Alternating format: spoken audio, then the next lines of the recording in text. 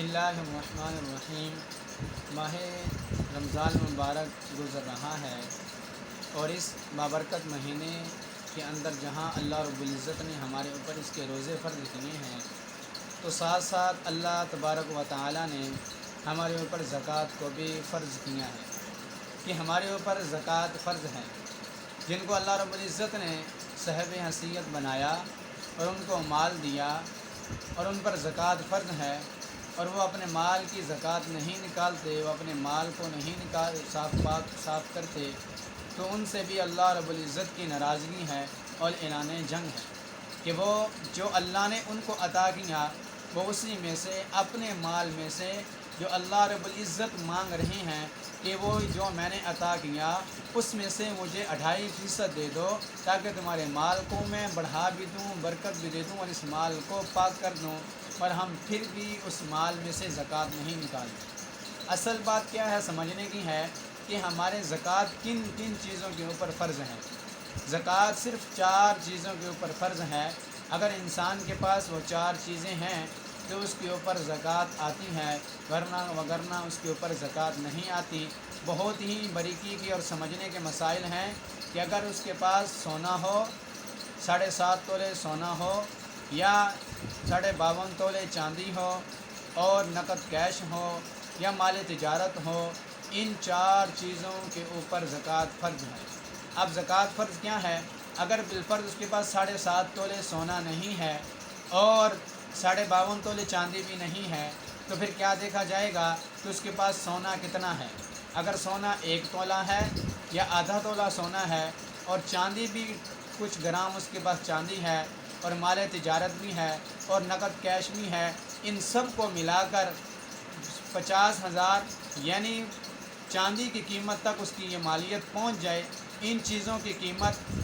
50,000 تک پہنچ جائے تو اس کے اوپر زکوٰۃ فرض ہوگی اور زکوٰۃ کو دینا اس کے اوپر دینا ضروری ہو جائے گا۔ کیوں؟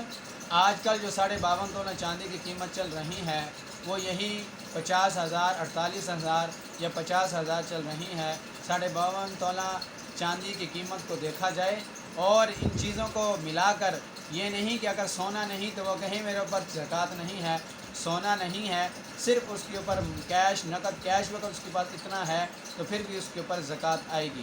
اب زکوٰۃ ہم دیتے ہیں تو کس کو دینی چاہیے اور کس کو نہیں دینی چاہیے، تو یہ بھی یاد رکھ لیں کہ بیٹا اپنے باپ کو نہیں دے سکتا اور باپ اپنے بیٹے کو اور بیٹی کو نہیں دے سکتا۔ المختصر جو آپ اس کا وارث بن سکتا ہوں آپ اس کو زکوٰۃ نہیں دے سکتے۔ مال تجارت کے اندر کیا ہے؟ مال تجارت کے اندر جو دکانیں ہیں، دکان کے اندر جو سامان ہے اس کے اوپر آپ کو زکوٰۃ دینی ہوگی، اس کا اندازے سے آپ کو قیمت لگانی ہوگی، اور قیمت خرید نہیں لگانی بلکہ قیمت فروخت لگانی ہے۔ جس قیمت پر آپ نے ان چیزوں کو مال کو خریدا ہے وہ قیمت نہیں لگائی جائے گی، بلکہ جس قیمت پر آپ فروخت کریں گے اگر وہ قیمت لگا کر اس میں مالیت بنتی ہے تو آپ کے اوپر زکوٰۃ دینا فرض ہو جائے گی۔ اسی طرح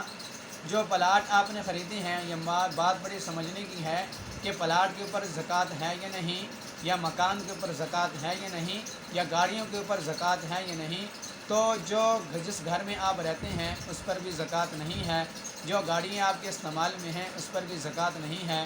اور جو پلاٹ آپ کے پاس ہیں اگر آپ تجارت کرتے ہیں، اگر آپ نے اس نیت سے خریدے کہ آپ اس کو فروخت کریں گے تو پھر اس کے اوپر آپ کی زکوٰۃ بنتی ہے۔ اگر آپ نے اس نیت سے خریدے کہ میں نے اس کو فروخت نہیں کرنا تو پھر آپ کے اوپر زکوٰۃ نہیں ہے۔ اور اگر آپ نے خریدے فروخت کرنے کی نیت سے، بعد میں آپ کی نیت جو ہے وہ بدل گئی کہ میں نے اس کو فروخت نہیں کرنا بلکہ میں نے اس کو اپنے پاس رکھنا ہے، پھر بھی زکوٰۃ نہیں ہے۔ اور اگر آپ نے خریدا اپنے لیے اور پھر آپ کی نیت بن گئی اس کو سیل کرنے کی تو پھر بھی اس کے اوپر آپ کی زکوٰۃ نہیں ہے۔ اگر آپ کے پاس 10 گاڑیاں ہیں تو اس پر بھی آپ کی زکوٰۃ نہیں ہے۔ اگر آپ کے مکان ہیں تو اس پر بھی زکوٰۃ نہیں ہے۔ ہاں البتہ ان سے جو آمدنی آئے گی، ان سے جو نفع ہوگا اس کے اوپر آپ کو زکوٰۃ دینی ہوگی۔ اور ایک اور بڑا اہم مسئلہ ہے کہ ہم اپنی بہنوں کو بیٹیوں کو زیور دے دیتے ہیں تو ہم یہ سمجھتے ہیں کہ یہ زکوٰۃ اس عورت بیٹی کے اوپر ہے یا اس بیوی کے اوپر ہے۔ اس بات کو بڑا سمجھ لینا چاہیے کہ ہم عام طور پر یہ بات دیکھتے ہیں کہ ہم زکوٰۃ اس بچے سے وصول کرتے ہیں کہ اس کے اوپر زکوٰۃ دینا ضروری ہے، اس کے اوپر زکوٰۃ دینا ضروری نہیں ہے۔ ہاں اس صورت میں اس کے اوپر زکوٰۃ دینا ضروری ہوگا اگر آپ نے اس کو مالک بنا دیا، خامد نے کہہ دیا کہ یہ سونا تیرا ہے، تو جان تیرا کام جانے، میں زندہ رہوں یا نہ رہوں، دنیا سے چلا جاؤں، یہ اس کی تو مالک ہے، چاہے اس کو سیل کر دے، فروخت کر دے یا اپنے پاس رکھ، پھر اس کے اوپر زکوٰۃ ہوگی۔ ہمارے معاشرے میں کیا ہے، اگر اس کو ہم بچی کو طلاق ہو جاتی ہے تو ہم سب سے پہلے کیا کرتے ہیں، اس سے سونا لیتے ہیں کہ ہمارا سونا واپس کر دے۔ اگر اس کے خامد کو طلاق ہو جاتی ہے تو ہم اس سے سونے کو واپس لیتے ہیں کہ یہ سونا تو ہم نے بچی کو پہنایا تھا، یہ سونا ہمارا ہے، تو اس کے اوپر اس بچی کے اوپر زکوٰۃ نہیں ہوگی، بلکہ اس سونے کا جو مالک ہے، چاہے اس کا سسر ہو وہ مالک ہے یا اس کا خامد ہے، اس نے بنایا ہے، تو اس کے اوپر زکوٰۃ ہوگی۔ اس مسئلے سے ہم بہت ہی ناواقف ہیں۔ ہم اس بچی کو اگر مالک بنا دیں کہ طلاق ہو جانے کے بعد بھی یہ سونا تیرا ہے، ہم واپس نہیں لیں گے، اور اگر خدا نخواستہ فوت ہو گیا تو پھر بھی اس کا مالک آپ اس بچی کو بناتے ہیں، اس صورت بھی اس کے اوپر زکوٰۃ نہیں ہوگی۔ اور زکوٰۃ کا پورا دینا جو ہے وہ بہت ضروری ہے۔ اگر میرے اوپر زکوٰۃ بنتی ہے 10,000 روپے اور میں نے زکوٰۃ ادا کی ہے 9,000 روپے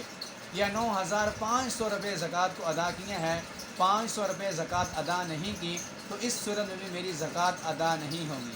اور جس کو دینی ہے وہ کہ اگر جس کو آپ دے رہی ہیں، آپ یہ اس سے پوچھ لیں، اگر اس کے پاس سونا ہے تو اس کو زکوٰۃ نہیں لگتی۔ اگر اس کے پاس سونا نہیں ہے، ہاں اگر اس کی بیوی کے پاس سونا ہے اور اس کے خامد کے پاس سونا نہیں ہے، وہ اتنا غریب ہے اور مزدور ہے اور لاچار ہے، پھر آپ اس کو زکوٰۃ دے سکتے ہیں، وگرنہ آپ اس کو زکوٰۃ نہیں دے سکتے۔ ایک موٹی بات سمجھنے کی ہے کہ جس کے پاس 50,000 کی مالیت ہے وہ زکوٰۃ دے سکتا ہے، آپ اس کو زکوٰۃ نہیں دے سکتے۔ زکوٰۃ کے 8 مصارف ہیں، ان 8 مصارف میں سے کون ہیں کہ فقیر، جس کے پاس کچھ بھی نہ ہو، جس کے پاس کھانے کے لیے کچھ نہ ہو، یہ فقیر ہے، اس کو زکوٰۃ دے سکتے ہیں۔ اور مسکین کی تعریف کیا ہے، ہم مسکین اس کو کہتے ہیں عام ہمارے معاشرے کے اندر جس کی والدہ نہ ہو، حالانکہ یہ تعریف غلط ہے۔ مسکین اس کو کہتے ہیں کہ جس کے پاس گھر تو ہو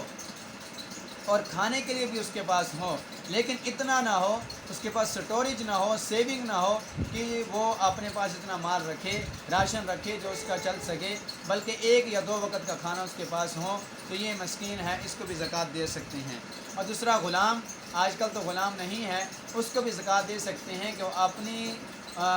مالیت ادا کر کے اپنے آپ کو آزاد کروا لے۔ تیسرا وہ قرض دار مقروض، جس کے اوپر اتنا قرضہ ہو کہ وہ قرضے کے نیچے دبا ہوا ہو، تو ہم اس کو بھی زکوٰۃ دے سکتے ہیں کہ وہ اپنا قرضہ اتارنے کے لیے یہ زکوٰۃ وصول کرے اور اپنا قرض کو اتار لے۔ دوسرا وہ جو اللہ کے راستے میں ہو، اللہ کے راستے میں وہ دینی مدارس کے طلباء بھی آتے ہیں اور وہ مجاہدین بھی آتے ہیں جو دین کی سربلندی کے لیے